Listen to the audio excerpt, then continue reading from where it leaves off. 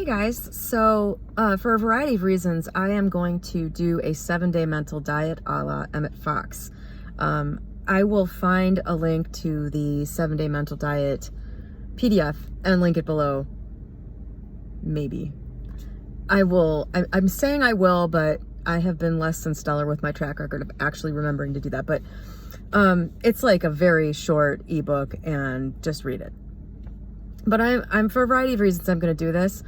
And so I wanted to make a video about it because I've done this a few times before, and I wanted to talk about why to do it and how to do it. You don't really have to read the pamphlet or whatever, but you should, because I'm not going to remember every single thing that's in it. But so what the 7-day mental diet is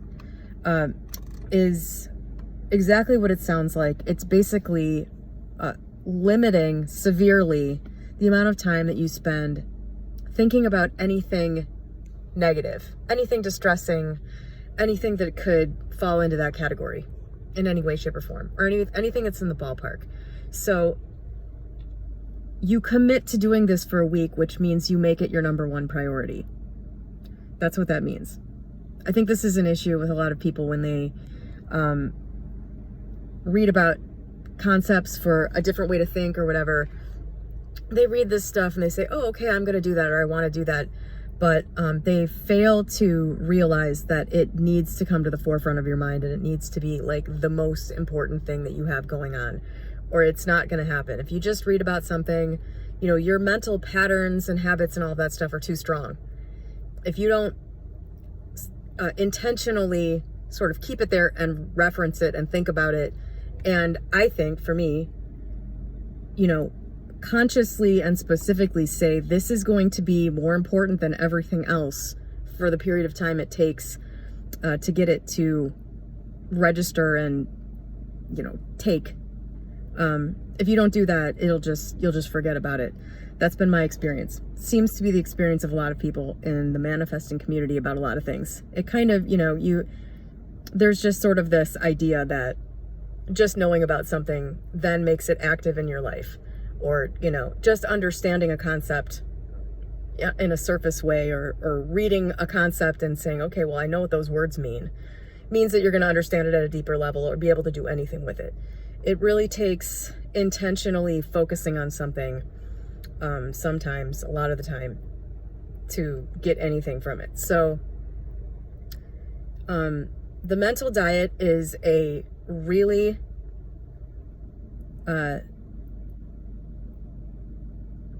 it's an overarching priority, I guess I would say. Like, it needs to be, there are no exceptions to this rule. You know, if something bad happens to you, you don't get to take a break and wallow in misery about it. Like, the idea is you commit to 7 days of refusing to mentally dwell in a negative space. So, it doesn't mean that you tell everybody in your life, I'm going on a mental diet. So don't say anything. Don't bring up anything negative to me. It's actually the opposite of that. It's just going through your regular daily life. Maybe you'll want to limit your interactions with people who are very negative or with whom you dwell in a negative space. But you don't have to tell them that you're doing that. You just sort of remove yourself or change the topic. You can hear about something negative and consider it for a moment, but you let it go intentionally. You can always come back to these things in a week. You can always, put the figuring out of unpleasant things or the considering of unpleasant topics off for 7 days. If you truly can't because you have an emergent situation in your life, then now's not a good time to do a mental diet. To state the obvious. Pretty much anything you have going on in your life should be able to be, the negative thinking about whatever's going on in your life should be able to be postponed for a week. And what you do during this time is you simply bring yourself out of any kind of negative mental place before you could be considered to be dwelling on it. So you don't sit there allowing yourself to mull over negative possible outcomes or how bad some person is or anything like that just for a week. You just don't do it for a week. And Emmett Fox says in his pamphlet or whatever that this is, one of the most difficult things you'll ever do. And I have heard other people say that as well. I'm not sure I've ever made it past like 3 or 4 days. So I guess that's the experience for me too. But I've heard other people talk about getting very, very like angry or upset about certain things. Like things would come up during this time, or it would be a very difficult emotional time for them. That hasn't been my experience. My experience has been quite the opposite, actually. What the 7-day mental diet has done for me in the past, and why I think you should do it, is what it's done for me is it's demonstrated clearly that dwelling on negative situations is optional. Like, you may understand that it's optional, but when you stop doing it for a week, you will understand that you'll understand in a real way that you are choosing much of what you experience. And at least if you know that you're choosing what you're experiencing, then if you're experiencing something negative and you're dwelling on something negative, you're choosing it, like that. It takes sort of the victim feeling out of life. At least it has for me. This and many other things. One of the biggest things that's come from the last like 3 or 4 years for me has been realizing that I'm choosing this, that this is, and I think it's a game. And so much like when you're watching a movie or a sporting event or something, you don't want things to be too easy. You don't want things to be too boring. I know this is true for me, and I think it's true for most people, that it's sort of the ups and downs of life that are interesting and exciting. And so when I find myself, dwelling in something negative, I personally now, thanks to stuff like the mental diet, can step aside from it and say, this is a choice. I know this is a choice. Why am I choosing this? Am I choosing this as part of a greater, adventure type situation, experience? Yes. Okay, carry on. If it gets too distressing, I can stop. I know that. So that it takes the edge off of life. So that's one of the big things that I think you get from doing a mental diet, is that it's a very firsthand experiential understanding that you are choosing your negative thoughts. And if you really struggle with not dwelling in negativity during this mental diet, it's an even bigger clue that that's an area that you really need to give energy to, like, to improve. It hasn't been that difficult for me to remind myself during a period like this where I've made it a priority to not dwell in negative. It's not even don't think negative thoughts. It's that when you notice that you are, quit it. Like, remove your attention. That hasn't been that difficult for me. But to be fair, I've been doing stuff like this for a long time. Practice definitely makes things like this easier. It improves your life. All of these things are tools for vastly improving your day-to-day experience.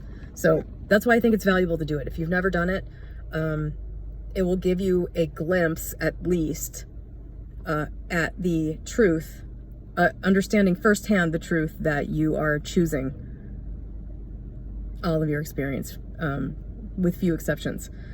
So that's a really big reason that I would do it. But I have also, I think I've done this twice before. I've made it 3 or 4 days, I think, before having to quit, because if you find yourself according, Emmett Fox says, if you find yourself dwelling in a negative space and you're like ruminating about something negative, basically that resets the timer on your 7 days. I don't think I've made it more than 3 or 4 days before I had to reset, and there's just only so many times I could reset before I was like, all right, well, I'll try this again later. Not going to focus on this. I'm not going to make this a priority anymore.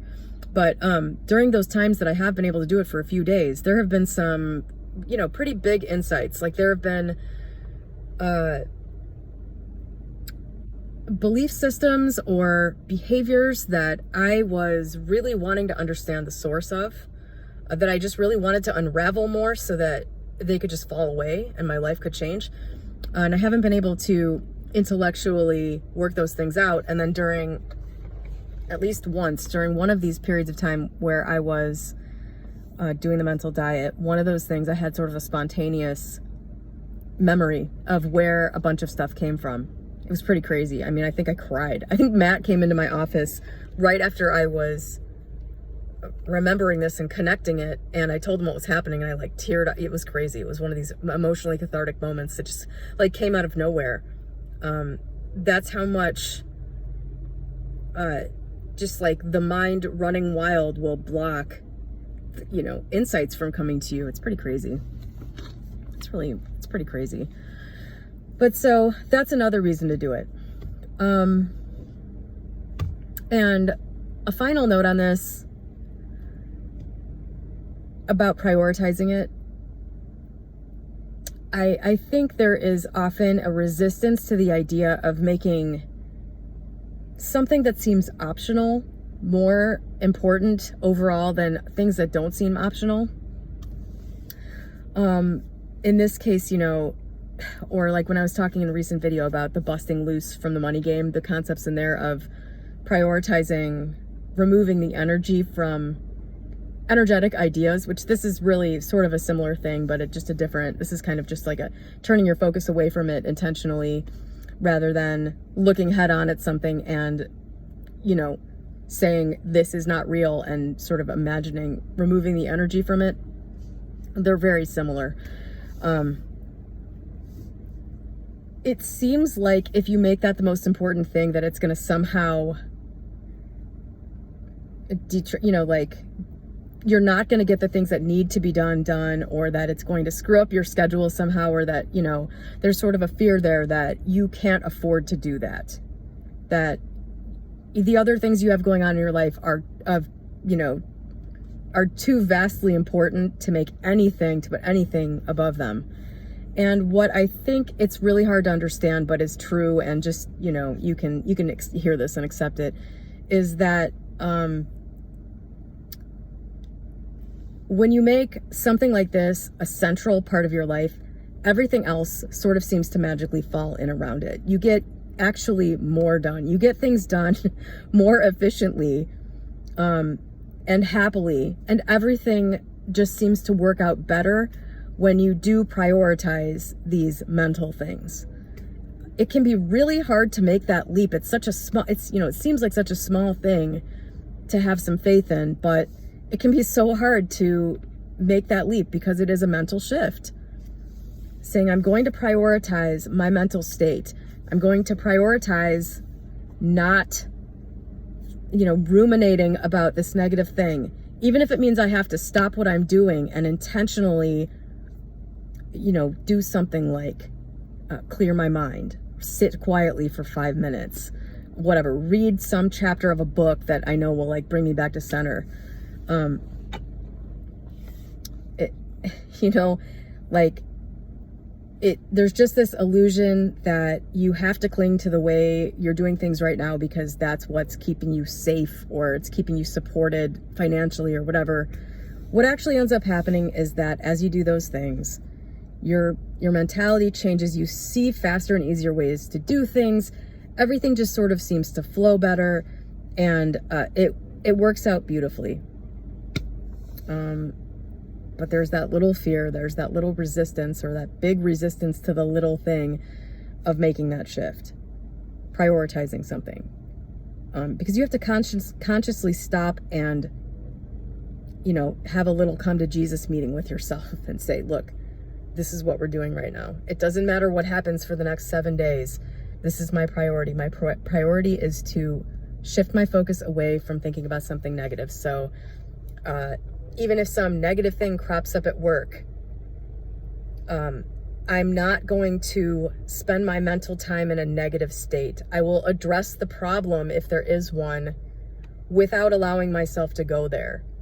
You kind of have to, I think, forearm yourself if you're going to undertake something like this, because things will come up. There will be conversations. There will be events. There will be news. There will be, you know, minor injuries, major injuries, illnesses, things like that just come up over the course of a week.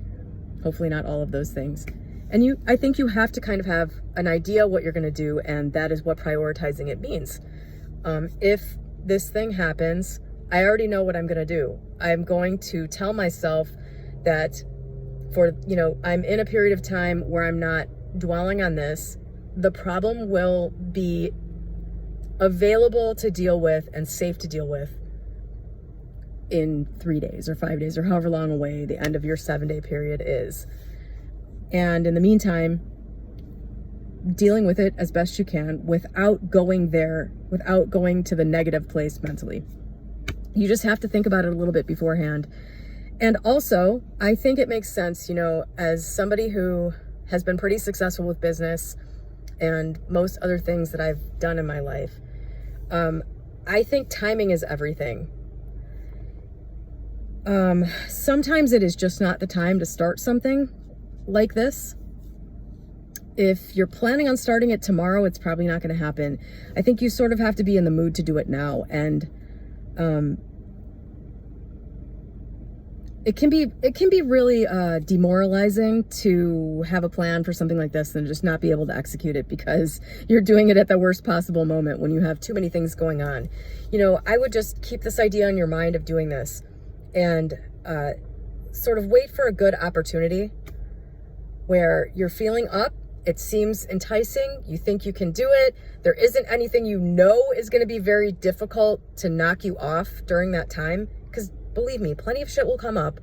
Don't go on the 7-day mental diet when you have a hysterectomy planned for 2 days later. Not a good idea. This is some common sense stuff. Just some common sense normie advice. Set yourself up for success. And do the best that you can. And I've said in this video, I've never made it 7 whole days. I have made it, 3-4 days, and that has been enough to have some pretty major shifts.